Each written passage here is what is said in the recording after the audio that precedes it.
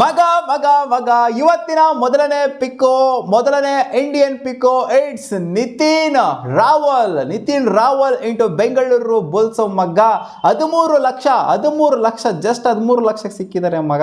ಸಿಕ್ಕಾಪಟ್ಟೆ ಇದು ನನಗೆ ಖುಷಿ ಆಗ್ತಿದೆ. ನಿತಿನ್ ರಾವಲ್ ಸಿಕ್ಕಿರೋದು ಇಂಥ ಒಬ್ಬ ಆಲ್ರೌಂಡರು ಬೆಂಗಳೂರು ಬುಲ್ಸಲ್ಲಿ ಇತ್ತು ಅಂತ ಅಂದರೆ ಹಿಂದೆ ಇದ್ರಲ್ಲ ಯಾರೋ ಒಬ್ಬರು ನೀರಜ್ ನಾರ್ವಾಲ್ ನಿತಿನ್ ರಾವಲ್ಗೂ ನೀರಜ್ ನಾರ್ವಾಲ್ಗೂ ಕಂಪೇರ್ ಮಾಡೋದಕ್ಕಾಗೋದಿಲ್ಲ. ನಿತಿನ್ ರಾವಲ್ಲೇ ಬೇರೆ, ನೀರಜ್ ನಾರ್ವಾಲೇ ಬೇರೆ. ಸೊ ನೀರಜ್ ನಾರ್ವಾಲ್ನ ಯಾರು ತಗೊಂತಾರೆ ಗೊತ್ತಿಲ್ಲ, ಅವ್ರು ಆಪ್ಷನಲ್ಲಿ ಇದ್ದಾರೋ ಇಲ್ವೋ ಅಂತ, ಇದ್ರೂ ಅವ್ರು ಯಾರು ತಗೊಂತಾರೆ ಅಂತ ಗೊತ್ತಿಲ್ಲ ಮಗ.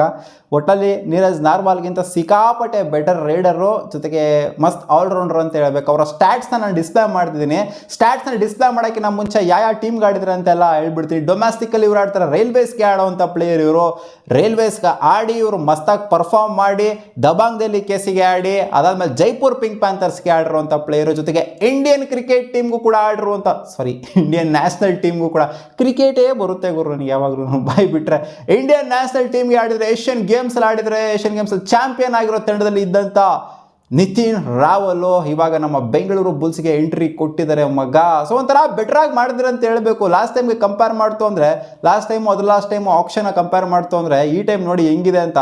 ಪರ್ದೀಪ್ ನಾರ್ವಾಲ್ ಇದ್ದಾರೆ, ಅಜಿಂಕ್ಯ ಪವಾರ್ ಇದ್ದಾರೆ, ಜೊತೆಗೆ ನಿತಿನ್ ರಾವಲ್ ಸೇರ್ಕೊಬಿಡ್ತು ಅಂತಂದರೆ, 3 ಜನ ಸೇರ್ಕೊಬಿಡ್ತು ಅಂತಂದರೆ ಅವನ ಅಜ್ಜಿ ಇದಕ್ಕಿಂತ ಒಂದು ರೈಡಿಂಗ್ ಡಿಪಾರ್ಟ್ಮೆಂಟ್ ಬೇಕಾಗಿರೋ ಪರವಾಗಿಲ್ಲ, ಮಸ್ತಾಗೇನೆ ಕಾಣಿಸುತ್ತೆ. ಪರವಾಗಿಲ್ಲ ಮಸ್ತ್, ಇನ್ಫ್ಯಾಕ್ಟ್ ಬೆಟ್ರಾಗಿ ಕಾಣಿಸುತ್ತೆ. ಲಾಸ್ಟ್ 2 ಸೀಸನ್ ಕಂಪೇರ್ ಮಾಡ್ತು ಅಂದರೆ ಬೆಂಗಳೂರು ಬುಲ್ಸ್ ರೈಡಿಂಗ್ ಡಿಪಾರ್ಟ್ಮೆಂಟ್ ಇದೆ, ಸಿಕ್ಕಾಪಟ್ಟೆ ಕನ್ವಿನ್ಸಿಂಗ್ ಆಗಿ ಕಾಣಿಸ್ತಿದೆ. ಇವಾಗಲೇ ಇನ್ನೂ ಆಪ್ಷನ್ ಕಂಪ್ಲೀಟ್ ಆಗಿಲ್ಲ, ಬಟ್ ಆದರೂ ನನಗೆ ಇವಾಗ ಕನ್ವಿನ್ಸಿಂಗ್ ಆಗಿ ಅನ್ನಿಸ್ತಿದೆ. ಇವರು ಸ್ಟಾರ್ಟಿಂಗ್ 7 ಆಡುವಂಥ ಪ್ಲೇಯರು. ನೋಡೋಣ, ನಾವು ಇವಾಗ ಹೇಳ್ತೀವಿ ಸ್ಟಾರ್ಟಿಂಗ್ 7 ಆಡೋವಂಥ ಪ್ಲೇಯರ್ ಅಂತ, ಆಮೇಲೆ ಎಲ್ಲ ಬೆಂಚಲ್ಲಿ ಕಾವು ಕೊಡೋಕೆ ಇಟ್ಕೊಂಡಿರ್ತಾರೆ ನಮ್ಮ ಕೋಚು. ನೋಡೋಣ ಅದು ಏನೇನು ಮಾಡ್ತಾರೆ ಅಂತ. ಸ್ಟ್ಯಾಟ್ಸ್ನ ಡಿಸ್ಪ್ಲೇ ಮಾಡ್ತೀನಿ, ನೋಡ್ತಾ ಇರ್ಬೋದು ಹಿಂಗಿದೆ ಅಂತ. 79 ಮ್ಯಾಚಲ್ಲಿ ಇವರು ಆಡಿದರೆ, ಟೋಟಲ್ ಆಗಿ 458 ರೈಡ್ ಹೋಗಿದ್ದಾರೆ. ಅದರ 191 ರೈಡ್ ಪಾಯಿಂಟ್ಸ್ನ ಎತ್ಕೊಂಡು ಬಂದಿದ್ದಾರೆ. ಆವ್ರೇಜ್ ಟೈಮ್ ಆನ್ ಮ್ಯಾಟು ನೋಡ್ತಿರ್ಬೋದು, ಆಮೇಲೆ ಆವ್ರೇಜ್ ಔಟ್ ರೇಟು, ಜೊತೆಗೆ ಸ್ಟ್ರೈಕ್ ರೇಟು 51.6 ಇದೆ. ಎಫೆಕ್ಟಿವ್ ಪಾಯಿಂಟ್ಸ್ 78 ಎಫೆಕ್ಟಿವ್ ಪಾಯಿಂಟ್ಸ್ನ ಇವರು ತೊಗೊಂಡಿದ್ದಾರೆ. ಟ್ಯಾಕಲ್ ವಿಚಾರಕ್ಕೆ ಬಂತು ಅಂದರೆ 79 ಮ್ಯಾಚಸ್ ಆಡಿರೋದು, 146 ಟ್ಯಾಕಲ್ಸಲ್ಲಿ ಮೈನ್ ಟ್ಯಾಕಲ್ಸಲ್ಲಿ ಇನ್ವಾಲ್ವ್ ಆಗಿದ್ದಾರೆ. ಟ್ಯಾಕಲ್ ಪಾಯಿಂಟ್ಸ್ ಬಂದ್ಬಿಟ್ಟು 83 ಪಾಯಿಂಟ್ಸು ತೊಗೊಂಡಿದ್ದಾರೆ.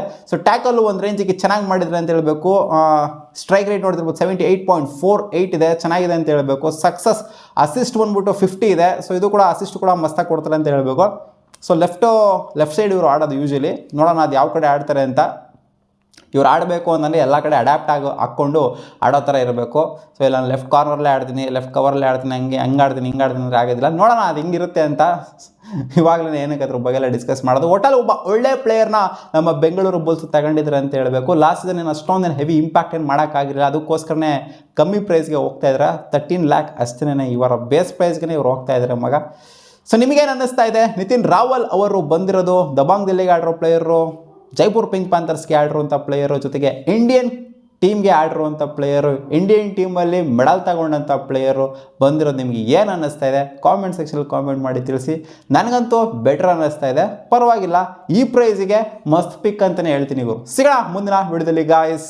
ವಿಡಿಯೋ ಇಷ್ಟ ಲೈಕ್ ಮಾಡಿ, ಹಂಗೆ ಶೇರ್ ಮಾಡಿ, ಹಂಗೆ ಸಬ್ಸ್ಕ್ರೈಬ್ ಆಗ್ಬೋದು. ಹಂಗೆ ಟೆಲಿಗ್ರಾಮ್ ಚಾನಲ್ ಬೇಗ ಸಬ್ಸ್ಕ್ರೈಬ್ ಹಾಕೊಳ್ಳಿ. ಲಿಂಕ್ ಕೊಟ್ಟಿರೋದಿಲ್ಲ ಸಾಗರ್ ಸ್ಟೋರೀಸ್ ಕನ್ನಡ ಅಂತ. ನೀವು ಟೆಲಿಗ್ರಾಮಲ್ಲಿ ಸರ್ಚ್ ಮಾಡಿದ್ರೆ ಅಂತಂದರೆ 30K+ ಸಬ್ಸ್ಕ್ರೈಬರ್ಸ್ ಇರುವಂಥ ಚಾನಲ್ ಬರುತ್ತೆ. ಸೊ ಅದಕ್ಕೆ ಸಬ್ಸ್ಕ್ರೈಬ್ ಹಾಕೊಳ್ಳಿ, ಎಲ್ಲ ಅಪ್ಡೇಟ್ಸ್ ಅದ್ರಲ್ಲಿ ಬರ್ತಾ ಇರುತ್ತೆ. ಸಿಗೋಣ ಮುಂದಿನ ವಿಡಿಯೋದಲ್ಲಿ. ಬಾ.